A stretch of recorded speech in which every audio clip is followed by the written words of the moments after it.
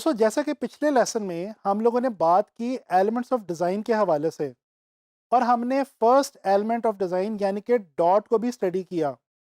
अब हम बात करेंगे सेकंड एलिमेंट ऑफ डिज़ाइन की, जो कि है लाइन। दोस्तों लाइन को भी डिज़ाइन के अंदर एक बहुत ही इंपॉर्टेंट एलिमेंट की हैसियत से जाना जाता है। तो आइए देखते हैं कि लाइन बेसिकली है क्या। दोस्तों line is defined as a distance between two points.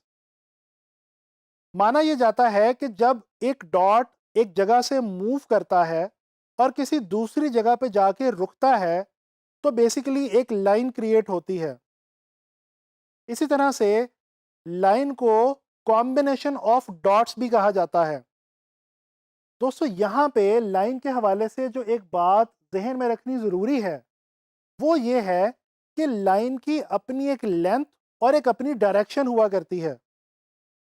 मिसाल के तौर पे अगर मैं आपको कहूँ कि पेपर के ऊपर पेंसिल से एक लाइन ड्रॉ करें। दोस्तों जब आप पेपर पे पेंसिल से लाइन ड्रॉ करेंगे तो आपको इस बात का अंदाज़ा होगा कि लाइन को स्टार्ट करने से लेके लाइन को फिनिश करने तक, यानी कि उसके एंडिंग पॉइंट तक आपने पेपर के ऊपर एक ख़ास डिस्टेंस ट्रैवल किया है और इस डिस्टेंस की एक अपनी डायरेक्शन भी है और एक अपनी लेंथ भी है। अच्छा, ये देखने की कोशिश करते हैं कि डिज़ाइन के अंदर लाइन जो है वो बेसिकली हमें क्या फंक्शन मुहैया करती है। दोस्तों लाइन डिज़ाइन के अंदर डिवीजन देने के या डायरेक्शन देने के काम आती है। जैसा कि मैंने अभी आपको थोड़ी देर पहले बताया कि लाइन की एक अपनी डायरेक्शन भी हुआ करती है, लिहाजा इसे डिज़ाइंस के अंदर डायरेक्शन के तौर पे या डिवीजन के तौर पे इस्तेमाल किया जाता है। मिसाल के तौर पे न्यूज़पेपर को ही ले लीजिए।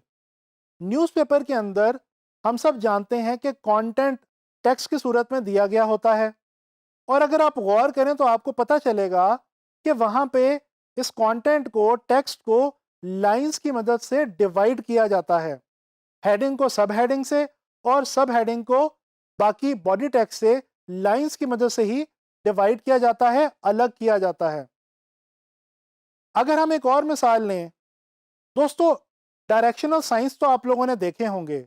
आप किसी भी इवेंट पे चले जाएं या कहीं भी चले जाएं, आपको डायरेक्शनल साइंस रोड्स के ऊपर भी देखने को मिलते हैं। ये डायरेक्शनल साइंस जो हैं आम तौर पे एरोस की मदद से बनाए गए होते हैं। और एरो क्या है? एरो भी बेसिकली लाइन की ही एक फॉर्म है। चलें अब हम बात करते हैं लाइन की डिफरेंट टाइप्स के हवाले से।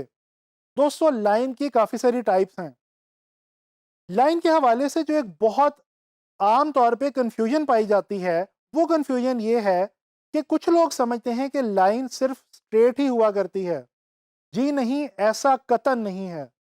लाइन कर्व की सूरत में भी हो सकती है, लाइन इर्रेगुलर भी हो सकती है, लाइन डॉट्स की मदद से मिलकर बनी हुई यानी कि डॉटेड भी हो सकती है।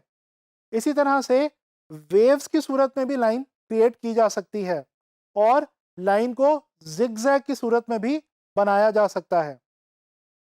दोस्तों लाइन टू डायमेंशनल भी होती है, थ्री डायमेंशनल भी होती है और अनसीन भी हो सकती है। टू डायमेंशनल लाइन को आप चारों तरफ से नहीं देख सकते, जबकि थ्री डायमेंशनल वो लाइन होगी जिसको आप चारों तरफ से देख सकें। अब बात रह गई अनसीन लाइन की। दोस्तों फर्ज कर लीजिए कि मैं यहां से चलना शुरू करूं और यहां पे आके ठहर जाऊं। अब ये मैंने वहां से लेके यहां तक जो डिस्टेंस ट्रैवल किया है, इस डिस्टेंस ने एक लाइन क्रिएट कर दी है। इसको हम अनसीन लाइन कहेंगे। इसी तरह से लाइन जो है वो पैरेलल भी होती है और परपेंडिकुलर भी होती है। पैरेलल लाइंस वो होती हैं जो आपस में किसी भी पॉइंट पे मिले ना, जबकि परपेंडिकुलर लाइंस वो होती हैं जो किसी भी पॉइंट पे एक दूसरे को इंटरसेक्ट करती हैं या एक दूसरे से कंबाइन हो जाती हैं। दोस्तों अगर हम डायरेक्शन के पॉइंट ऑफ व्यू से लाइन को डिवाइड करें या इसकी कैटेगरीज बनाएं, तो लाइन वर्टिकल भी होती है, हॉरिजॉन्टल भी होती है और डायगोनल भी होती है। वर्टिकल लाइंस की एक बहुत उम्दा मिसाल स्काई स्क्रैपर बिल्डिंग्स हैं। आपने बड़े बड़े स्काई स्क्रैपर्स देख रखे होंगे। ये जो स्काई स्क्रैपर्स बिल्डिंग्स होती हैं, ये वर्टिकल लाइन की सूरत में बनी होती हैं। इसके अलावा जो हॉरिजॉन्टल लाइन की एग्जांपल है वो है होराइजन लाइन। अगर आप होराइजन लाइन की तरफ गौर से देखें तो ये हॉरिजॉन्टल लाइन होती है। दोस्तों, वर्टिकल लाइन 90 के एंगल पर ड्रॉ की जाती है और हॉरिजॉन्टल लाइन 180 डिग्री के एंगल पर ड्रॉ की जाती है। इसके अलावा जो डायगोनल लाइन है वो इन दोनों एंगल्स के अलावा दूसरे एंगल्स के ऊपर ड्रॉ की जाती है, जैसे कि 45 डिग्री या 60 डिग्री के एंगल पे। अच्छा, अब ये हमने जान लिया कि वर्टिकल लाइंस क्या हैं, हॉरिजॉन्टल लाइंस क्या हैं या डायगोनल लाइंस क्या हैं। लेकिन यहाँ पे एक बहुत ही इंपॉर्टेंट बात ये भी है कि ये जो वर्टिकल, हॉरिजॉन्टल और डायगोनल लाइंस हैं, इनका डिज़ाइन में या ग्राफिक डिज़ाइन में बहुत इंपॉर्टेंट रोल है। दोस्तों, डिज़ाइन के अंदर अगर आप कहीं पे स्ट्रेंथ या पावर को दिखाना चाहते हो तो आपको वर्टिकल लाइंस यूज़ करनी चाहिए। इसके अलावा अगर आपको डिज़ाइन के अंदर कहीं भी रिलैक्सेशन, कंफर्ट या सूदिंग फीलिंग को देना हो तो फिर आप वहाँ पे हॉरिजॉन्टल लाइंस अपने डिज़ाइन के अंदर यूज़ कीजिए।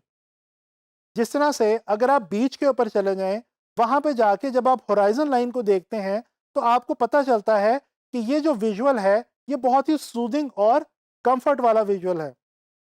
इसी तरह से जो डायगोनल लाइंस हैं उनको मूवमेंट या मोशन को दिखाने के लिए हम अपने डिज़ाइंस के अंदर यूज़ कर सकते हैं। इस तरह से हमें पता ये चला कि लाइन किसी भी सूरत में हो, उसकी कोई भी टाइप हो, उसका डिज़ाइन में और हमारे ग्राफिक डिज़ाइंस में एक ख़ास विजुअल मीनिंग होता है। तो दोस्तों, इस लेसन में हमने लाइन के डिफरेंट टाइप्स के हवाले से बात की, लाइन के कॉन्सेप्ट जो हैं वो हमने क्लियर किए और हमने ये जाना कि ग्राफिक डिज़ाइन के हवाले से या डिज़ाइन के हवाले से लाइन की क्या अहमियत है। नेक्स्ट लेसन के अंदर हम अपने थर्ड एलिमेंट ऑफ डिज़ाइन यानी कि शेप के हवाले से बात करेंगे।